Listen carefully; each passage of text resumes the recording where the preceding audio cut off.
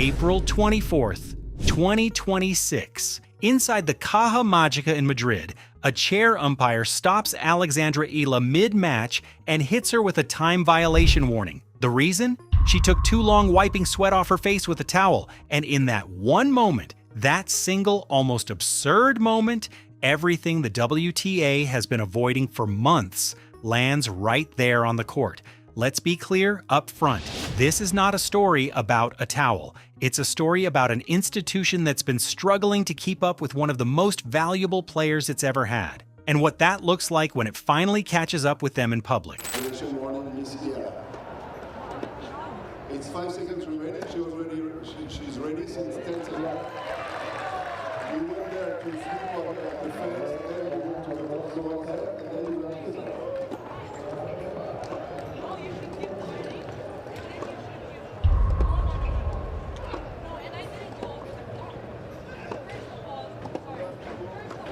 Start with the numbers, because the numbers tell you everything you need to know. Alexandra Eala, born May 23, 2005 in Quezon City, Philippines, came into the 2026 season as a genuine top 30 player. On March 16, 2026, Eala reached a career high of world number 29, the highest any Filipino player, man or woman, has ever gotten in WTA history. Her career prize money is sitting at $1,882,099. Her Instagram following is over 920,000, with engagement rates between 15 and 20%. Tournament directors have compared her drawing power to the commercial peak of Manny Pacquiao. Let that land for a second. Not a promising young player with a growing fan base. Pacquiao. So when Eala showed up at the 2026 Australian Open for her first round match, the WTA put her on court 6.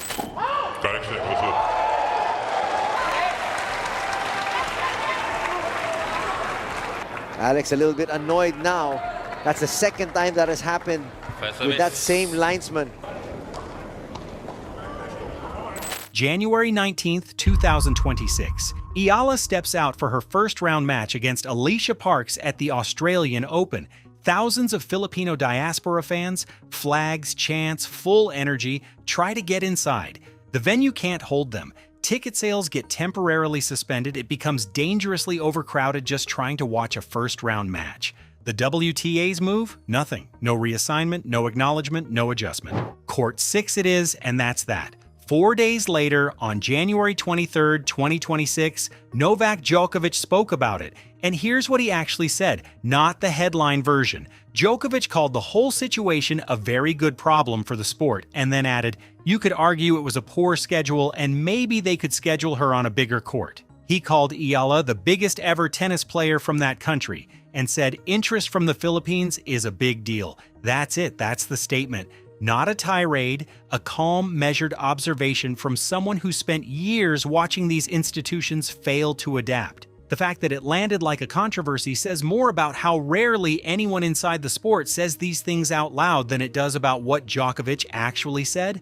But here's the thing, Djokovic said all of this right after walking away from the very organization he built to fight exactly these kinds of battles. So things like that happen. I mean, it's... you could argue that it was, maybe a poor schedule and maybe they could schedule him on a bigger court. Yes, but again, she's Alex Eala, that's been a talk, and which is understandable. There's some players coming from respective countries, like she's coming from Philippines, which is now a big deal. She's been the biggest ever, tennis player from that country, which is a big country, and there's a big interest. 2 weeks before the Australian Open chaos, on January 5th, 2026, Djokovic announced he was going to step away completely from the Professional Tennis Players Association, the PTPA, saying his views were no longer aligned with the current direction of the organization. The PTPA, which Djokovic co-founded, had just filed a 163-page antitrust lawsuit against the ATP, the WTA, the ITF, and the ITIA simultaneously in New York City, London, and Brussels. The lawsuit calls these governing bodies a cartel, one that keeps player wages suppressed and blocks independent tournaments from offering better prize money to attract top talent. The revenue gap at the heart of the complaint is stark. Grand Slams pay players 20% or less of their revenue. By comparison, the NBA and NFL pay around 50% under collective bargaining agreements, and it gets worse than that. Riley Opelka testified in Manhattan that ATP leadership tried to pressure him into dropping out of the suit by threatening his pension and his legal fees. That's not a rumor. That's sworn testimony in federal court. The WTA and ATP have called the whole thing baseless, misguided, and entirely without merit. The case is still moving through the courts. Djokovic stepped back from leading it, but the lawsuit didn't go anywhere with him. It's confirmed you cannot use it. By the time Eala got to the Mutua Madrid Open, she was in on a wild card. Pretty standard for IMG-managed players at the Caja Magica. Her first round on April 22nd was clean. She faced Anastasia Pavlyuchenkova, the 2021 French Open finalist, at Estadio Arantxa Sánchez Vicario. Pavlyuchenkova needed 2 medical timeouts. Eala won 76% of her first serve points and broke Pavlyuchenkova twice in each set. Final 6-3, 6-3. Dominant from start to finish. Then April 24th arrived, and so did Elise Mertens, the 19th seed and the world's #1 doubles player at the time. Mertens took Eala apart in 1 hour and 16 minutes. The score was 2-6, 1-6. Mertens won 93% of her first serve points. Eala won just 38 total points compared to Mertens' 61. Eala gave up 5 service breaks, Mertens gave up none. On the tennis side, Mertens was simply the better player that day. That part's not complicated, but this is where things shifted. In the second set, the chair umpire handed Eala a time violation warning for taking too long to wipe sweat off her face with a towel. Eala pushed back visibly, saying she was just keeping her rhythm between points. The official didn't budge. After the match, reports came out that Mertens had been signing autographs and tossing towels to fans in other sections of the crowd, while appearing to pass right over the Filipino supporters. Now, do those two things prove conscious bias? No, the facts don't establish that. What they do establish is that those incidents stacked on top of the Court 6 situation at the Australian Open built a narrative, and the answer to that narrative has been silence rather than action.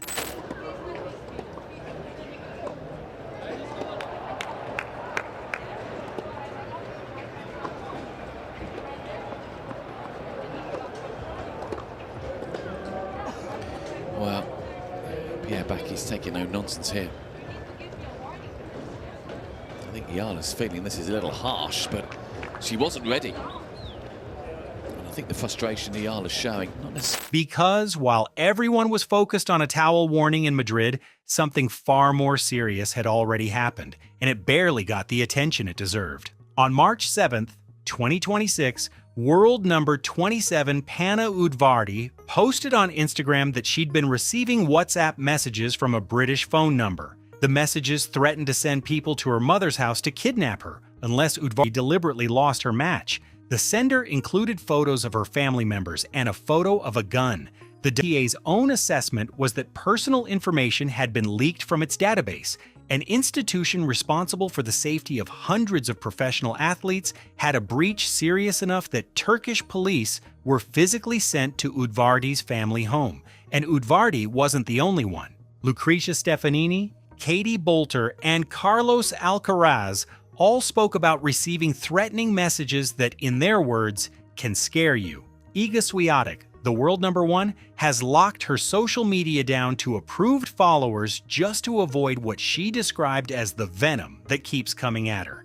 Here's what that picture looks like: a tour that can't protect its players' home addresses from getting into the hands of people sending gun photos, but can find the time to issue time violation warnings over a towel. You don't need to speculate about bias when the question of basic competence is already this glaring. And that brings us back to Madrid itself, because this controversy didn't land in a vacuum. It landed in a venue with a documented history of treating players as an afterthought. Go back to 2023. The Mutua Madrid Open that year became the center of what was widely described as a ____1 for ___ tournament officials gave Carlos Alcaraz a full-size birthday cake at his celebration.